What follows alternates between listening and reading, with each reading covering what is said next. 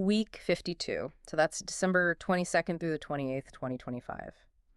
I think for most of us, that 7-day stretch, it felt like a relief, a Yeah. true vacuum. The holiday quiet descended, the year was symbolically over, and just all that collective noise, it just evaporated. Mm. I know my inbox, for one, it hit zero, and my brain just went into this mercifully low gear.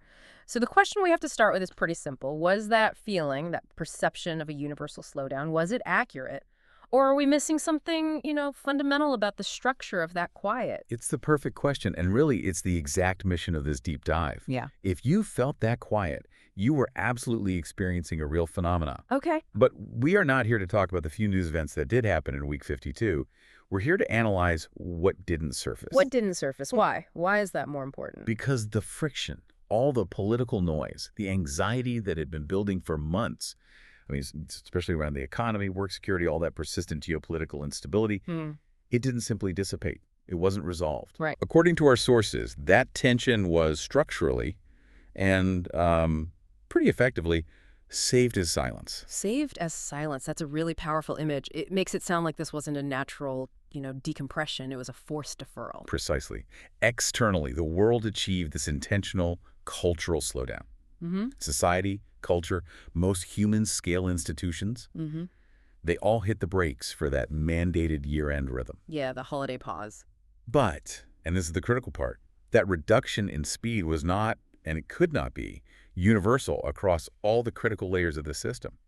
And that asymmetry, that structural paradox, that's where all the pressure built up. Okay, so let's unpack that. We're going to look beneath the surface calm to sort of locate where the internal pressure didn't just fade away, but where it was actually building, waiting for the calendar to flip. Exactly. That's the high-tension storage unit we're diving into. So where do we start? Well, if we begin by looking at the surface, at the issues that were structurally ignored, Week 52 acted like a massive cultural buffer. We saw this collective decision to just hit pause. And that resulted in a really noticeable quietness in areas that, by all rational accounts, should have been generating huge discussion or collective reaction. Yeah. We call this process calcification. I definitely felt that fatigue personally, that feeling of, I simply cannot process one more piece of bad news. I'm going to deal with that in January.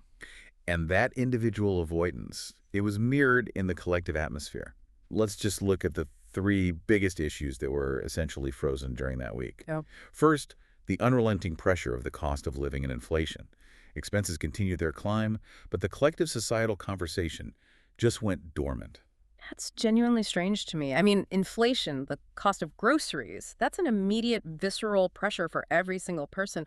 Why would that be the one area that suddenly shuts down its own narrative cycle? Well, the cultural buffer here is so effective because it hijacks the immediate attention system. The focus shifted entirely to, the transactional needs of the holiday. Spending, family logistics, travel. Right. Not the long-term structural failure of purchasing power. The news media followed that cultural mandate. So the narrative layer provided a socially sanctioned excuse not to think, not to react, and certainly not to organize any kind of collective response. That specific pressure point was intentionally put into storage. It's almost like a collective act of, willful self-deception, using the holiday rhythm as camouflage. And that self-deception, it extended to the second major issue, AI and the ongoing reorganization of work. Ah, yes. The societal discussion about job restructuring, the acceleration of technological change, that deep uncertainty around employment, it was almost absent. We're talking about massive shifts that threaten professional identity, yet that major uncertainty was just, tabled for 7 days. I remember scanning some of the tech headlines and seeing announcements that would have felt like a major earthquake a month earlier, but they barely registered. They were treated like minor Q4 footnotes. Exactly. The human system was saturated. And then finally, the third frozen area was geopolitical fatigue. We have these persistent tensions, these long-term exhausting conflicts. In week 52, you saw no new critical decisions. It was all just low-level carryover management. That long-term psychological stress was held in suspension. So the argument isn't that people just stopped caring. It's that the slowest layer of the system, our culture, the narrative layer, it provided an escape valve. This cultural buffer of intentional deceleration that allowed us to put all our collective discomfort into a high-tension storage state. That is the precise distinction. These anxieties didn't vanish. They were just subjected to a timeout. If you felt yourself avoiding thinking about big problems, that was the atmosphere at work. This silence is not stability. It's a high-tension storage state, and it's just waiting to be released later. Okay, that makes sense for the human side of the world. But now we have to get to that structural paradox. If our slow layer, our everyday reality, went into this intentional hibernation, what was happening in the background? Which gears never slowed down? This brings us to the core concept of the velocity mismatch that really defined week 52. Our sources classify the world into three distinct layers based on their speed, their function, and their relationship to human time. Let's define these clearly because they sound key to understanding the next few months. Absolutely. So think of them as three clocks running at wildly different speeds. The slowest clock is what we call the N layer, or the narrative layer. Everyday life. That's it. Everyday life, culture, social interaction, political discourse. This layer was defined by that intentional fatigue and avoidance we just talked about. It tried to stop completely. Okay, that's layer one. Then you have the mid-speed clock, the I layer, or the institutional layer. This is, diplomacy, regulatory bodies, central banks, major corporate compliance systems. This layer operated at a reduced mid-speed, characterized by what we call year-end invariance. Invariance. What does that mean in practice? It means their focus was on risk management and managing the handoff. They're concerned with maintaining procedural order. No one wants to introduce a market shock 3 days before a global holiday. Right. So they were managing outstanding issues and policy judgments specifically to carry them over into the new fiscal year, avoiding any major market-moving resolutions. They slowed down, but mostly to ensure a smooth, predictable transition. They managed the surface tension. So they're just trying to keep the boat steady enough that the end layer doesn't panic, but they're not actually solving anything. They're just deferring the decision-making risk. Exactly. They were worried about continuity and control. But then we hit the source of the high tension, the layer that defines the velocity mismatch. The fastest layer, we call this the OS layer, the operational system or overspeed layer. And this layered technology, capital infrastructure, this one did not slow down. Not only did it not slow down, it actively accelerated its internal processing. We're talking about major financial positioning, AI model training and deployment, core supply chain computation resources, semiconductor fabrication. The OS layer is designed, fundamentally, to ignore human time constraints. That's a radical claim. Yeah. That the resources shaping our future were running at full speed while we were all watching holiday movies. They were doing something even more profound. They were already operating on a 2026 specification. What? Yeah. This layer was busy completing the future before the present even caught up. I mean, think about major capital allocations based on Q1 projections, infrastructure rationalization, or massive algorithmic decisions about labor replacement. Those decisions were finalized in the silence. Only the eventual explanation of those decisions was left behind for the slower layers to receive in the new year. Wow. From my daily life perspective, everything felt paused. It was genuinely comforting. But what you're saying is that the core technological and financial engine of the world had already moved its focus into next year without any coordination with our cultural or institutional rhythm. That is a staggering lack of integration. That's the structural shear. Yeah. The OS layer just ignored the cultural buffer.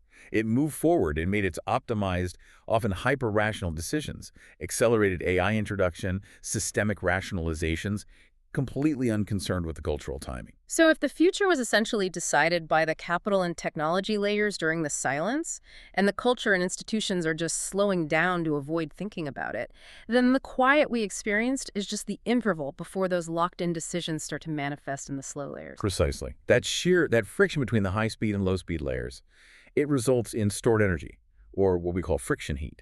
And this heat doesn't just disappear. It manifests later as structural whiplash. Sudden, jarring policy shifts, unexpected corporate announcements, or massive budget realignments that suddenly appear early in the new year without any prior socially absorbed explanation.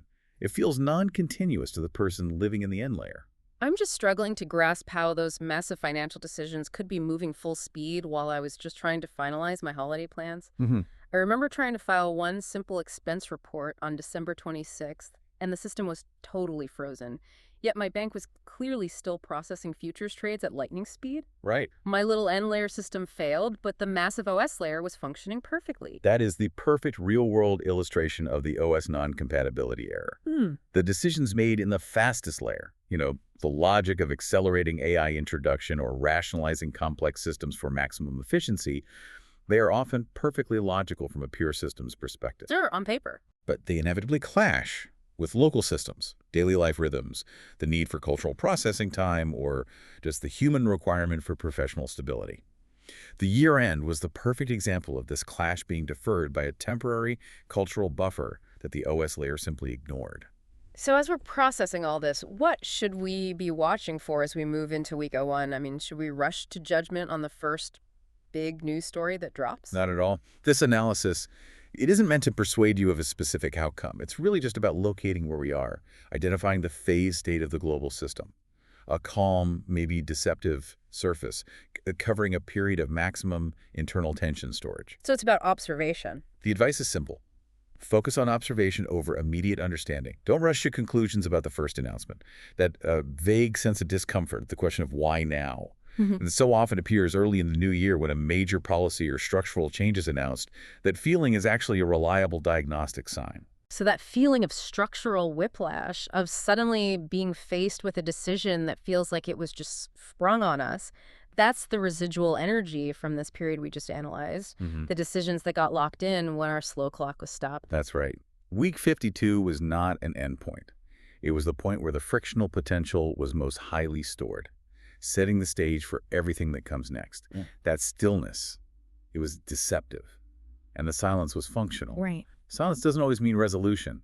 Sometimes, especially when the institutional layer mandates a pause, it means storage. Absolutely. The tension has been set. So the question for week oh 01 isn't really what happens. We know structural changes are inevitable now. The question is, which layer will break the silence first? Will it be the institutional layer announcing some deferred policy that should have been public in December? Or will it be a local, everyday reaction breaking out first? A strike, a local policy clash, a sudden movement in the narrative layer? That's what we're watching. We will be watching for that first signal of discomfort or local backlash to the accelerated decisions that were locked in while the rest of us were winding down. Pay attention to where the silence cracks.